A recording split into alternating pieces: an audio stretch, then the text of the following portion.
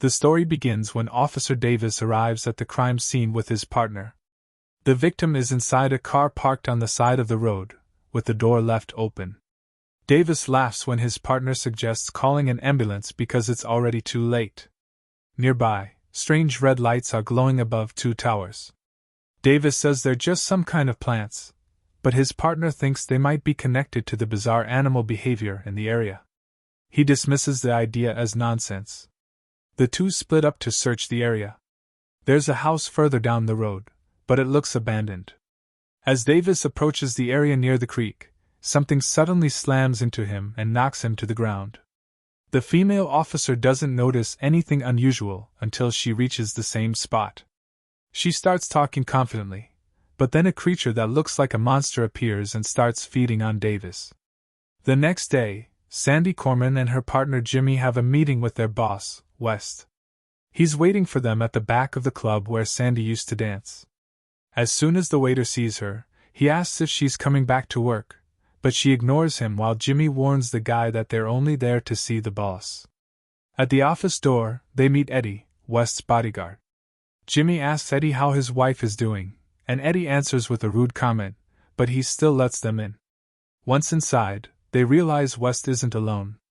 Sandy asks what the job is this time, but the boss tells her to stay quiet and listen carefully. West starts explaining how dangerous the mission is. He tells them that everything they've done before is nothing compared to what they're about to do now. Since Sandy doesn't seem to be taking him seriously, he becomes more intense and starts describing the horrible future waiting for her if the mission fails. He swears she'll end up back on stage at the club, dancing until she dies, and that her mother will die poor as well. The mission is simple: deliver a bag safely to the recipient without speaking to anyone on the way. West is convinced that someone is always watching them, so they need to take every precaution possible. The contents of the bag are so important that he handcuffs it directly to Sandy's wrist. West promises they'll live comfortably for the rest of their lives if they follow the deal exactly. But if they fail, they'll pay the price. Sandy asks whether he'll be the one punishing them or the recipient. West replies that whoever catches them first will do it. The two hit the road with the planned route and leave the city behind. Sandy gets bored during the long drive and starts messing with her phone. Jimmy asks her how long they'd been partners.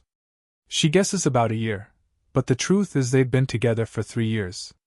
They first met at the club years ago, and thanks to Jimmy, Sandy changed her profession. Jimmy was impressed by how bravely she defended herself when a customer tried to hit her. Still, he's annoyed by how little appreciation she shows him. He jokes that the least she could do to repay him is let him drive in peace. Sandy ignores him and keeps moving the handcuff around because it's starting to hurt her wrist.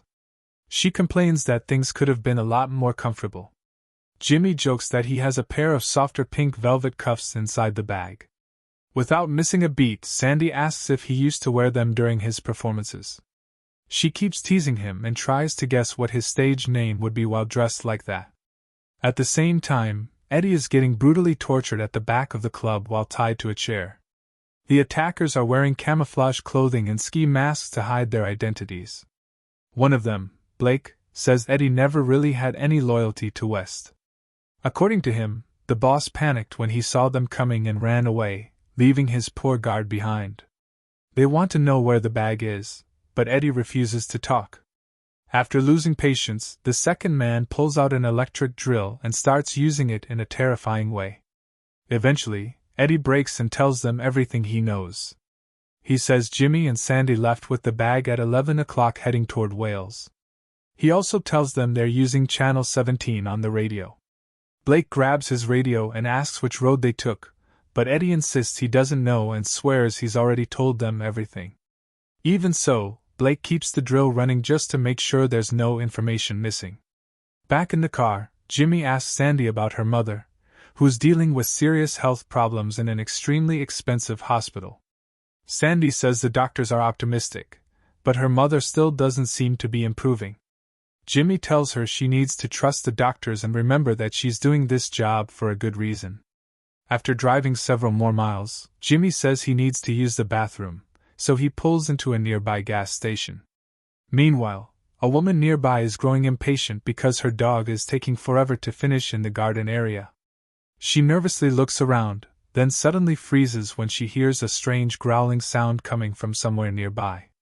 When she sees the dog running off, she chases after it while the growling gets louder. The moon is already hanging low in the sky. At the same time, Jimmy parks at the gas station, and Sandy sends her mother a message asking if she's feeling any better. Jimmy gets upset when he sees her texting because he believes Wes forbade any kind of communication. But Sandy insists it's not a big deal and thinks everyone is overreacting. Before he heads to the restroom, she asks him to grab her some candy. After he walks away, she notices a man approaching the station in a strange way. As he gets closer to the car, she places her hand on her gun, but then realizes the guy is just drunk.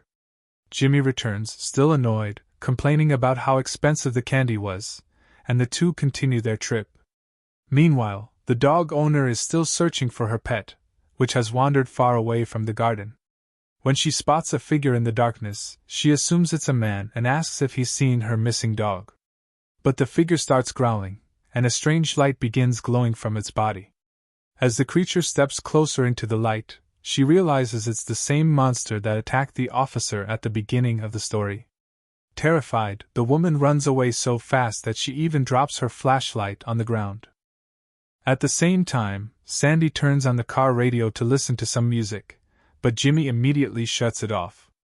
He starts talking to her again about the dangers of the job, telling her that by now she should understand the importance of staying fully alert at all times. As they pass by the two towers, Jimmy explains that they belong to a hydraulic fracking site. Sandy reacts with surprise, and he tells her he knows that because he studied the route ahead of time. Then he asks if she did the same thing. She replies that she doesn't need to study routes as long as Jimmy does it for both of them. Instead of continuing to lecture her, Jimmy admits that this kind of work isn't right for her, and says she needs to find something else to do. She insists she doesn't want to go back to dancing, so he suggests she try college instead. Expecting a long speech from him, Sandy tries to shut the conversation down, but Jimmy keeps giving her advice anyway. Suddenly, the dog owner runs out in front of the car. Jimmy slams on the brakes, but he loses control, and the car swerves off the road before flipping several times. Morning arrives as Sandy regains consciousness.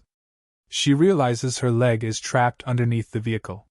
She starts calling out for Jimmy until she notices him lying nearby, completely motionless. It's obvious that he's dead. She tries pulling her leg free, but the car is far too heavy. Her phone also shows no sign of working, so she tosses it into the bag and decides to use the bag as a pillow while she rests for a few hours. What she still doesn't hear is the low growling sound coming from the creature hidden in the woods. After a while, she remembers the radio and tries calling for help, but nobody answers. While checking her pockets, she thanks her luck for finding a chocolate bar. Hours later, while she's asleep, someone suddenly starts speaking through the radio and calling for Jimmy. Sandy wakes up immediately and answers in a panic, explaining that there's been an accident. She has no idea where she is or who she's talking to, but the voice on the other end tells her they can track her location as long as the radio stays on. After a brief moment of relief, she realizes the voice doesn't belong to Eddie, and she figures out she's talking to Blake. He immediately asks whether she still has the bag. Sandy starts cursing him out angrily. Blake laughs at her attitude and tells her that resisting is pointless because his men will find her soon enough, and he'll get that bag no matter what it takes.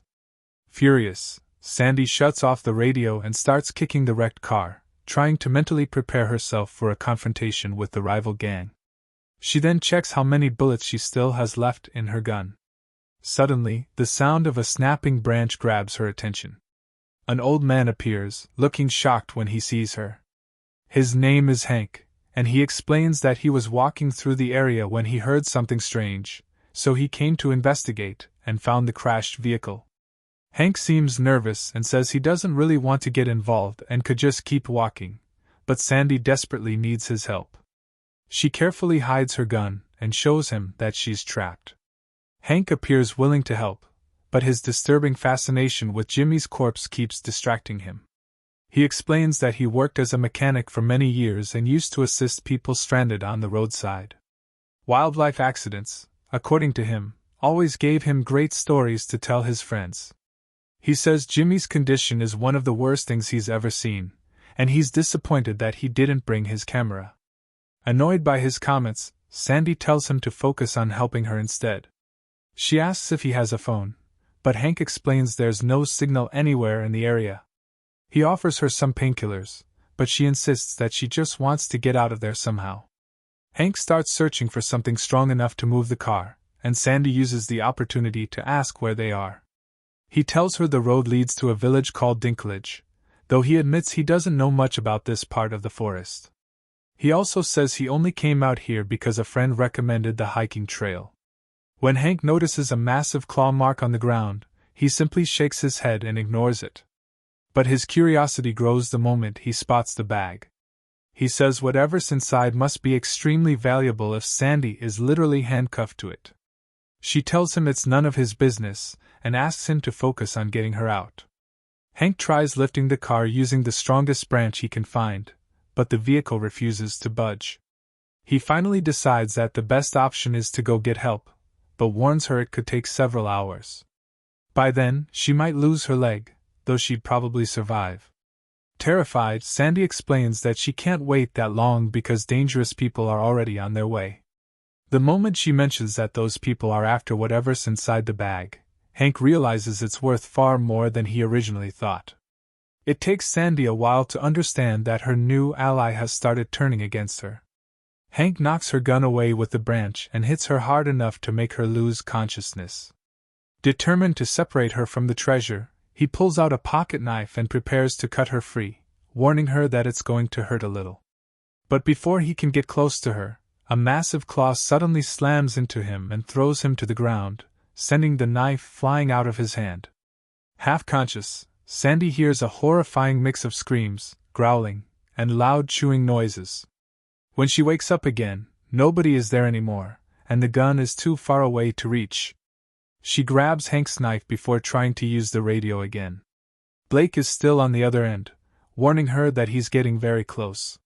She shuts the radio off while cursing furiously, and her mental state only gets worse when the car suddenly powers back on and starts blasting a song she absolutely hates.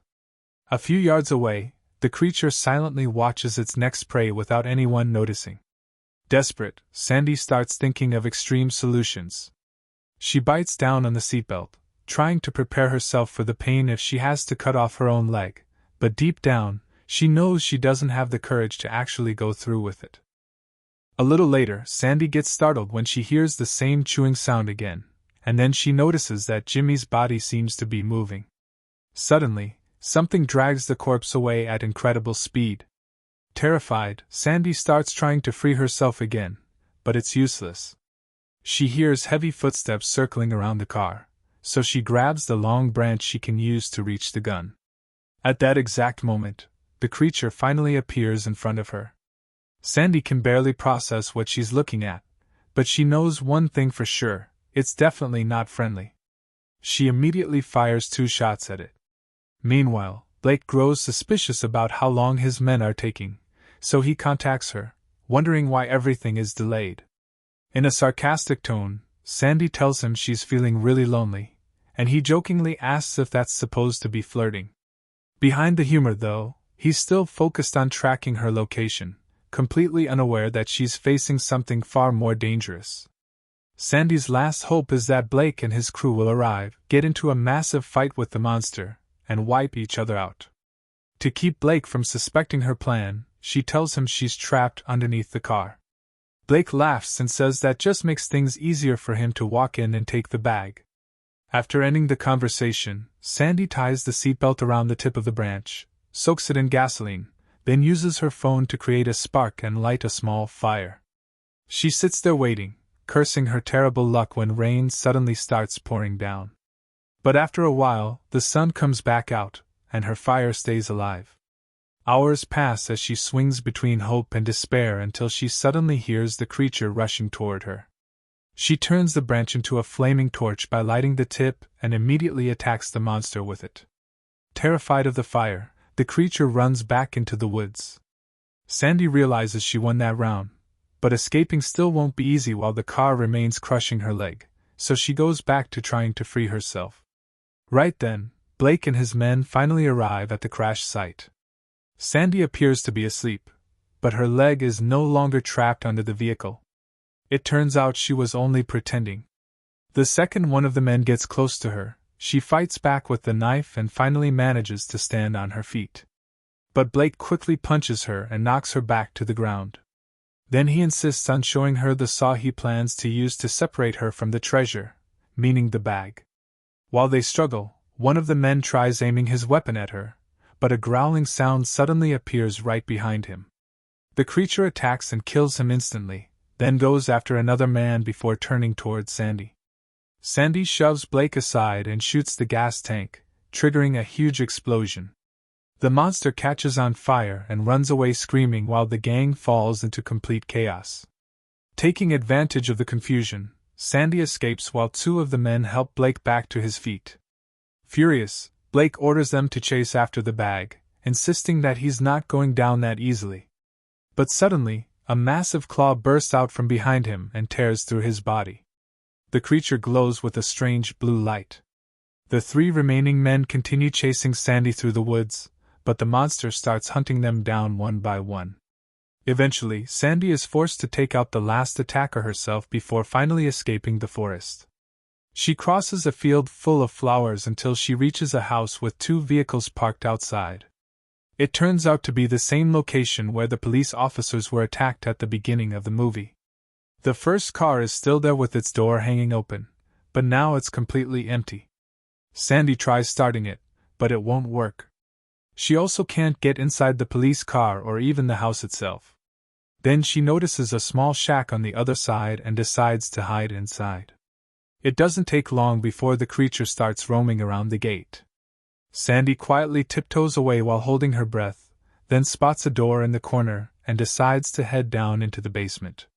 The smell down there is absolutely horrible, and the moment she turns on the light, she understands why.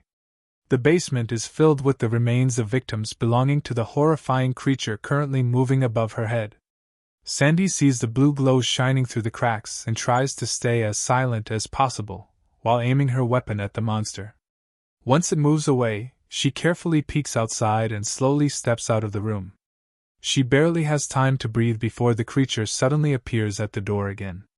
When Sandy realizes she's completely out of ammo, she bravely charges at the monster.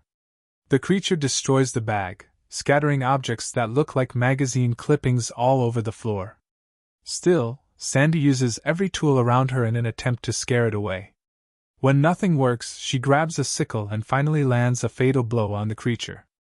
Completely exhausted, Sandy starts walking down the road until she hears a very soft growling sound. A few moments later, she realizes that the monster she killed wasn't the only one living in that area. And that's where the movie ends. Thanks for watching, and don't forget that your opinion matters to us, so make sure to leave your thoughts in the comments and subscribe to the channel.